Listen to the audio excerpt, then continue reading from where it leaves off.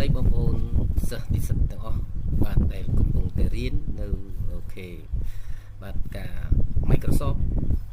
Word Microsoft Word នេះមានសារៈសំខាន់ណាស់ដើម្បីពិសាញអក្សរក្នុងកិច្ចការងាររដ្ឋបាលឧទាហរណ៍យើងចាប់ផ្ដើមមើលកលេចមើលពាក្យនេះបានន័យថាគឺ A B ស្មើ V ការ៉េអញ្ចឹងទៅ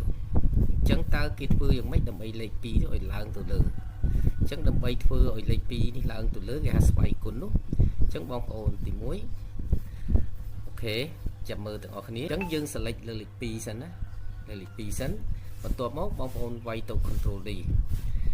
វាយទៅ Control D បងប្អូននឹងឃើញបាទបងប្អូននឹងយកពាក្យថាអូខេsubscript អញ្ចឹង subscript នេះបងប្អូន scratch ទៅលើ subscript មកបន្ទាប់មកបងប្អូនឃើញយកអូខេអញ្ចឹងបានន័យថាវាទៅស្វ័យគុណទៅអូតូអញ្ចឹងតើមានលក្ខណៈងាយស្រួលទេអញ្ចឹងយើងមើលទាំងអស់គ្នានេះគឺជាអ្វីដែលយើងបានធ្វើអញ្ចឹងដើម្បីឲ្យវាទៅជានិទោសវិញតើបងប្អូនត្រូវធ្វើយ៉ាងម៉េចដើម្បីឲ្យទៅជានិទោសវិញគឺបងប្អូនคลิกទៅលើលេខ2មកអូខេបន្ទាប់មកទៀតបងប្អូន Control D អូខេបន្ទាប់មកទៀតបងប្អូននឹងចូលទៅកាន់អូខេអញ្ចឹងបានន័យថាលេខ2នេះវានឹងធ្លាក់ទៅហើយអញ្ចឹងចាំមើលណាអូខេ click Control D បាទ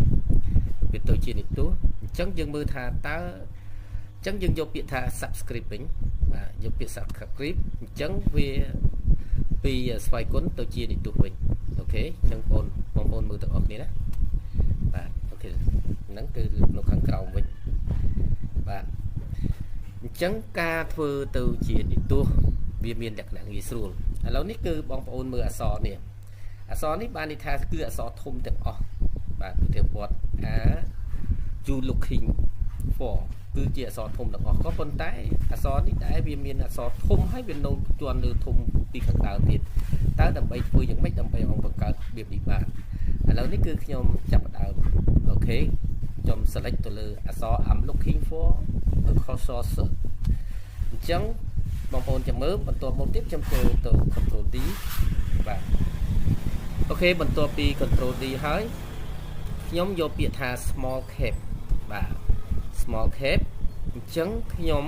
ចុចអូខេអញ្ចឹងបានន័យថាអក្សរនេះគឺទៅជាអក្សរធំទាំងអស់តែវាមានធំពីខាងដើមទៀតបាទធ្វើជា arm ព្រោះcái I គឺធំជាងគេទេបងប្អូនអញ្ចឹងយើងចាប់ដើមមើលវាទាំងអស់គ្នាអញ្ចឹងកាលពីដើមអក្សរនេះតូចទាំងអស់តែឥឡូវឡើងអក្សរធំមួយអញ្ចឹងលក្ខណៈនេះវាមានលក្ខណៈងាយៗសម្រាប់ធ្វើហេអញ្ចឹងបងប្អូន